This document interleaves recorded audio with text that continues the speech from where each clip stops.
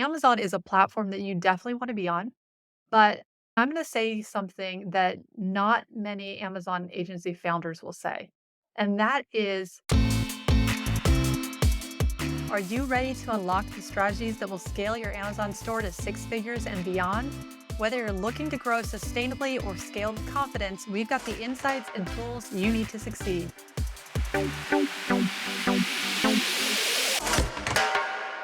Welcome back to the Six Figure Amazon Store podcast, the show where we dive into proven strategies that help your brand to succeed on Amazon in today's competitive marketplace. I'm Becky Avila, your host, and today we're going to be tackling a topic that many brands come across, and that is why most brands fail with Amazon FBA and how you can succeed. So, in this episode, this is really for those of you who have ever wondered why are some brands just you know, why do they seem to make Amazon FBA work for them? Trust me, you're not alone in feeling that way if you've ever had that thought.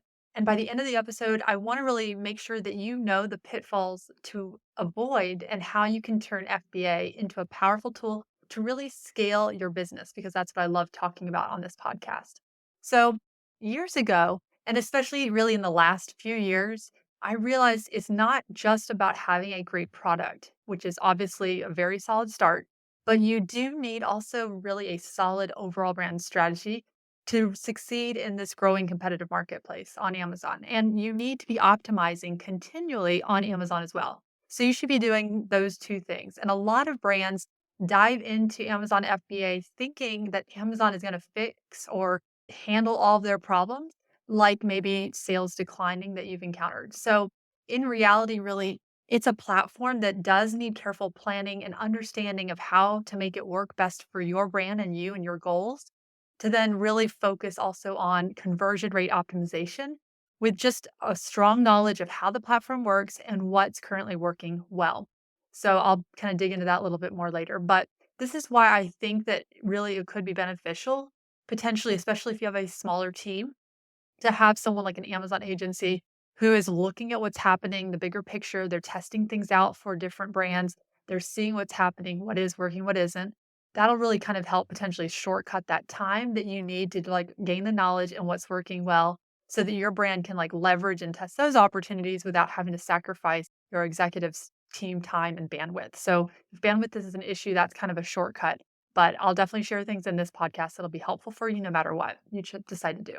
Okay, so here's a problem that has happened several times over the last year, and this is a brand thinks that putting all their focus on Amazon only while really ignoring that bigger picture brand strategy, that will lead to trouble being able to sustainably scale their brand on Amazon. There will be challenges. And many brands do believe that Amazon, I think, can be a magic bullet in their business, that it could transform it as long as they just throw more money into ads. And while I do believe that you can start with a smaller ad budget on Amazon, I've talked about that in a previous episode, you do have to be mindful in how you scale so that you can do it in a way that's sustainable for your brand. Might not be the case if you are venture backed, you have a lot of capital being thrown at you. You can, you don't have to think about that as much. But for most brands, that's not the case. So the track record of success that we see with brands that are scaling Amazon most successfully that we're working with are those that do have, their own CMO or a fractional CMO that's looking at all of the moving pieces in their business to build and grow on and off Amazon. So they're looking at everything. So Amazon is a platform that you definitely want to be on, but and I'm going to say something that not many Amazon agency founders will say. And that is you can't put your entire basket in Amazon alone. Now, on the other side of the spectrum, you also don't want to ignore Amazon before it's too late and your competitors are dominating the platform, gaining market share. Maybe you aren't currently on Amazon at all, or maybe you are, but you just have never had a plan in place of how you can continually be optimizing and furthering your sales and growing those sales on Amazon. So if your approach, is you're thinking, okay, my ads are not running well, or you've maybe had ads running and you kind of started or tried them, or maybe you've not done any ads at all, then it is possible to see your Amazon sales grow. especially if you're working on, also your product listings, ensuring that those are optimized to convert to a sale as well when people are landing on your listing. However, after you do those things, like the optimizing the listings and, you have your ads that are a little bit more honed in, then you're wanting to look then at that point to profitably grow and scale on Amazon. So you really want to make sure when you're doing those things that you have a larger brand strategy happening. So if you're doing all of that, then you'll be ready already ahead of many brands that sell on Amazon because many brands are not taking that whole approach to different channels, the omni-channel approach. So there are a few more things that I want to share that are just some common pitfalls that I've seen over the last 8.5 years focused on Amazon, which is hard to believe, and what you can do about it. So let's kind of talk about a little bit of those pitfalls and how you can really succeed with Amazon FBA. So here are a few things to keep in mind. You want to really master your inventory management. So, inventory is going to be the heart of your FBA lifeblood. It's going to be obviously what gives you sales on Amazon, that helps you to grow your sales on Amazon.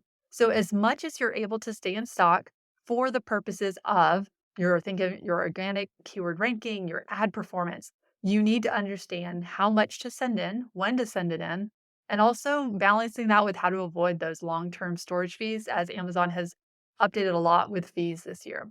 So, for example, with one of like our clients that are doing, 6 figures annually on Amazon, but they're wanting to get to 7 figures annually, we start with them on our own inventory recommendations based on their sales goals, their ads, what they're doing with ads, which products are they focusing in on? Are we focusing in on for their ads? And if you're ramping up, for instance, on ads, you need to make sure that you are keeping up with the increased velocity before you run out, which could hurt then some of that sales velocity traction that you might have started seeing from driving more traffic with ads to that listing, to that product. So this way you can only send an inventory when you know that there's demand. So that'll help you kind of keep down the fees and the costs and also keeping your stock levels flowing and getting into Amazon in time for checking in and getting received, which does take some time, especially, in Q4. Now, if needed, you can use Amazon has like an inventory management tool. And I'll touch on that a little bit more later. It's not, my favorite, but if you're looking for ways to just get started, that could really work, at least, give you an idea of what to send in. There are also, software tools that can kind of share how much to send in as well. Next, you want to know your FBA fees. So many brands, they don't take time to really fully understand their FBA fees. And there are more than just fulfillment costs. You need to account for storage, removal orders, and other hidden charges, which are things like, returns, just things that you may have not initially thought of. So being aware of those up front will help you plan for profitability. Now, you should periodically evaluate things like think about your packaging that you use for sending in product to Amazon specifically. You should kind of review, you can even like review and preview your FBA fee structure. Look at possibly optimizing that packaging, for instance, if you have like an outer carton to fit into a lower weight class. It could also be like smaller so that you save on space and the fees with that. And that could even save you hundreds, maybe even thousands annually, depending on what your current packaging looks like versus what that new packaging would look like. And there's also another feature I really like inside Seller Central, and it shows up under estimated fees when you're in manage inventory in Seller Central. There's a blue button and it'll say calculate revenue that you can really input all of your numbers in to get your estimated profit. That is for listings that are already existing in your catalog or they exist on Amazon, which is easy to add them into your catalog. You can just add the product there quickly and get the fee estimates if you've never sold it yourself. Maybe third party sellers are selling it. And if you don't yet have your products on Amazon, um, something that we like to do is we like to find on Amazon a similar sized and priced product, and then you can use Helium 10 has something called a profitability calculator on their Chrome extension, and you can use that to get estimates. You can even like update the pricing on what you would want to sell it at to just kind of get as best you can like a strong estimate on all your fees. Now, if you're interested in that software, Helium 10, I do have an affiliate link that I can put in the show notes for you. I do have a discount. I believe it's up to 20% off. So if you decide you want to sign up and that would be helpful for you, feel free to check out the show notes with that. Next, you want to optimize for Prime. Now, the main advantage of FBA is you get that access to Prime shipping badge, which is huge. That's going to increase your click through rate. for your ads, your organic listings, when you're appearing in searches, that just is going to overall drive and boost conversion rates. Now, to leverage this, you do need also to have optimized listings because you don't want people clicking into it, not converting, because that does hurt your where you show up on searches. So you think of high quality images, really clear descriptions that help people to understand the product. I've talked about all this before. Accurate keywords really help people understand and what makes your product unique, what makes your brand unique. For one client, in regards to FBA, we saw a 30% increase in sales once we transitioned them from FBM to FBA. We optimized their listings and then we then started driving traffic to those optimized listings.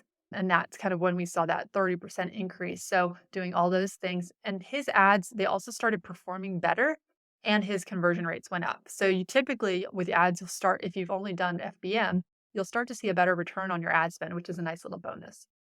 Okay, next, you want to utilize FBA inventory tools. I mentioned this a few minutes ago, but basically, Amazon does give you tools like the Inventory Performance Index, IPI, to help you manage stock efficiently. So, you want to try to keep that IPI score high because that shows and you're minimizing your fees of what you're paying to Amazon. So, that'll help you to avoid obviously like more costly storage fees. And if you're curious, 1000 is the best score. And yes, it is possible. We know that for a fact to get a perfect number. But I would say as long as you're in the green, you should be good. So don't get too focused on that, but you do want to stay in that green range. Now, these, like I said earlier, they're good guides, especially if you don't know where to start. You're completely lost on where to start with what to send in number wise for all of your products. Personally, we've created an Excel file. We have like formulas to account for things like the limits that you have on how much inventory storage you can send in, things like that. Okay, the next tip is to build a multi-channel fulfillment strategy. So don't rely just on FBA. So you do want to diversify off of Amazon. There are worst case scenarios happening that like our, listings could get or your account could get suspended. But I will say if you follow Amazon's rules, you pay attention to your performance notifications, you're taking a proactive approach anytime you get a notice, you should be able to ensure that those listings usually don't get suspended. It could still happen even though you try to do everything you can. If you do ever have an issue, feel free to email us at contact@clickfluency.com. We have reinstated dozens and dozens of listings over the last few years because Amazon has become more restrictive with words that you can use on your listings. We've seen that a lot the last, I would say the last 2.5 years especially. Now, if you absolutely have to, and you do have a solid third-party logistics provider, you could consider offering FBM. That way, when there is increased in demand, if it's the difference between getting only some sales and losing all sales, I would say go for getting some sales. Like I said, just make sure your 3PL is solid, that they ship things on time, that it gets to, people on time. You don't want to hurt your account with like, slow shipping rates and things like that. So you can also use Amazon's channel fulfillment if you're wanting to scale up, for instance, let's say on your website orders, you want that fast shipping. You do obviously have fees, but they are less when you use their service. Basically, they will your inventory at Amazon's warehouse, they'll basically pull it from there, but you pay less fees because the order is coming, for instance, from your website instead of Amazon. So you're not paying the full Amazon fees. You're just paying them the fee to put it in a box, to package it. And I believe they're now actually doing it in a non-branded box typically. And so that's kind of a nice little bonus as well that they now do it that way. They didn't initially, but I think now they do that. Now, that could really help, like I said, if the order comes off of Amazon, it's just worth looking into for your brand. So I just wanted to make you aware that they have that available in case you want to use that. Now, the truth is that Amazon FBA, it can be a game changer for your business, especially if you're looking to grow and scale more quickly, but you do want to understand how to use it properly. Many brands will fail because they think that Amazon will handle everything without understanding that there are nuances to inventory management, fees that they have, the listing optimization, or maybe you just lack understanding of Amazon sales are going to be impacted by your larger brand strategy, or if you have a lack of one, you're going to see that also reflected on Amazon. So, the key to success with FBA is really knowledge, having a plan in place. And then once you have that, FBA does become a powerful tool for really scaling your brand. Now, if you take time to implement these steps, I'm confident that you're going to see improvement in how FBA contributes to just the overall success for your business. And thanks for tuning in to the Six Figure Amazon Store podcast. If you want to get our weekly insider newsletter, make sure to go to the show notes to sign up. And there's a link there also to join our private Facebook community that we have. Until next time, happy selling and have a great week. Bye. Just like your customer reviews on Amazon help you grow, your review on Apple Podcasts helps us reach more brands like you. If you enjoyed today's episode, would you please take a moment to leave us a review? We'd really appreciate it. Thanks so much.